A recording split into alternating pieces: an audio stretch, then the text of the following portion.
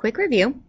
Complements with an E, not an I, are words that follow verbs. They complete the thought of verbs. So we've talked about 4 different types: direct objects and indirect objects. Those follow action verbs, and predicate adjectives and predicate nouns, which follow linking verbs. When we think about these complements, it's easy to put them into patterns that we see sentences following. So we could have a subject if it has, an action verb in it. Then we ask that question, whom or what, and look for a direct object. I'm not going to review indirect objects right now because that's not going to be on the quiz on Monday. When we look for subjects and we find linking verbs, the point of a linking verb is it links something in the predicate back to our subject, either an adjective that describes that subject or a noun that renames that subject. And that was kind of the focus on our new information. So I told you we're going to have to memorize these linking verbs, and I want to just stress that if there's not a word in the predicate linking back to the subject, it's not a linking verb. So these could look like linking verbs, but depending on how they appear in a sentence, it's going to depend on whether or not they're actually linking verbs. Same with these verbs here. Grow can be a linking verb, but grow could also be an action verb if it's the action of something growing.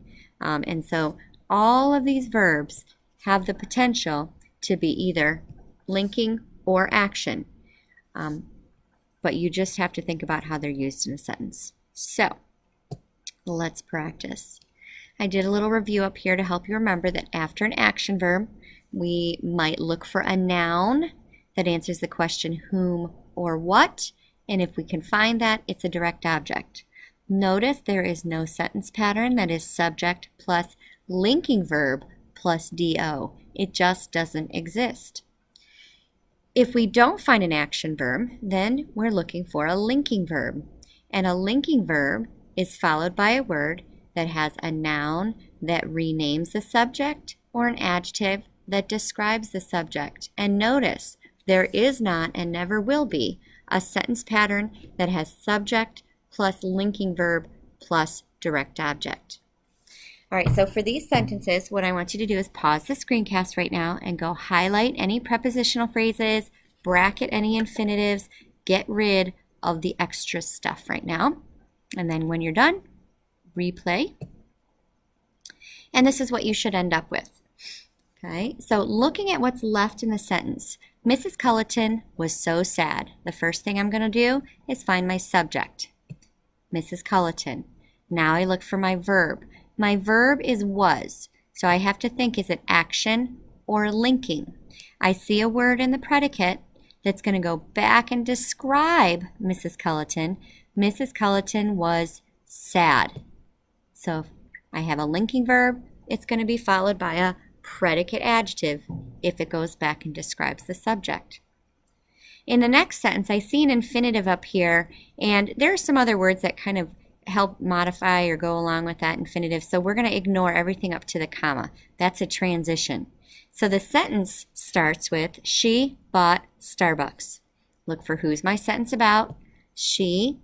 Look for my verb, bought, and that's an action. She physically went to the store and bought something. Now, since I have an action verb, I'm going to ask that question. She bought whom or what?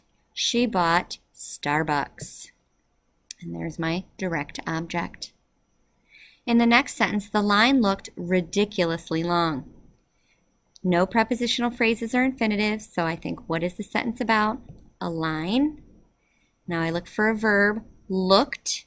So I have to think, is it action or linking? Did the line have eyeballs to look around? Nope, so it's not an action. It's got to be a linking verb. And I'm looking for, how did the line look? Well, it didn't look ridiculously. The line looked long. So I have an adjective that goes back and describes my subject, the line. Number 4. I got rid of my prepositional phrases, and I'm left with, the barista was a former student. A barista is a person who works at a coffee shop. So that's my subject, the barista. Look for my verb, was. Was is on my list as a linking verb, and I do see that I have a word that goes back and tells me, renames that barista. The barista was a student. Student is a noun, and I could check to see that it's a noun if I put the student in front of it. So I know that's a predicate noun. She generously gave the drink. So I'm thinking of who's the subject. She, looking for my verb, gave. It's not on my list of linking verbs. It's an action verb. Now I ask myself, she gave whom or what? She gave a drink. And if I can answer that question, I just found a direct object.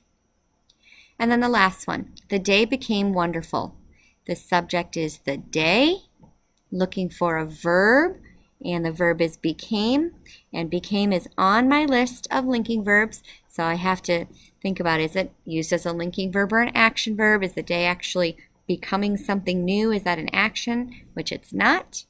It's a linking verb, and it's linking a word back to the day. So I'm thinking, is the day being renamed, or is it being described? The day became wonderful is an adjective. Now we had come up with a little clue or a tip that we could do if we weren't sure about some of these verbs like looked and became.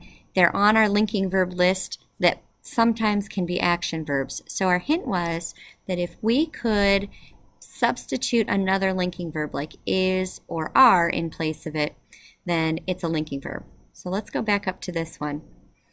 The line looked long. If I could substitute another linking verb in here, the line is long, then I know that looked is being used as a linking verb. The barista was a student. That one already has a linking verb there. Gave isn't actually ever going to be a linking verb, but became can both be action and linking. So let me see. The day is wonderful. If I can substitute another linking verb in there, then became is a linking verb. Okay? The rest of your homework, or not homework because this isn't homework, the rest of your preparation, if you want to study, you can go into Google Classroom and you'll see in your language arts classroom that there is a link here to, or an assignment here with linking verbs study tools. The first one is a website.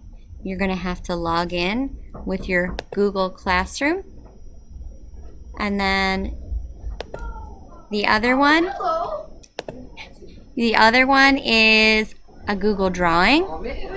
And you can make a copy of this, and you'll see that you can drag these around to label the sentence after you label them, or after you check. If you want me to check it, then share your document with me, and when I get a notification in my in my email, I will check it for you. Good luck.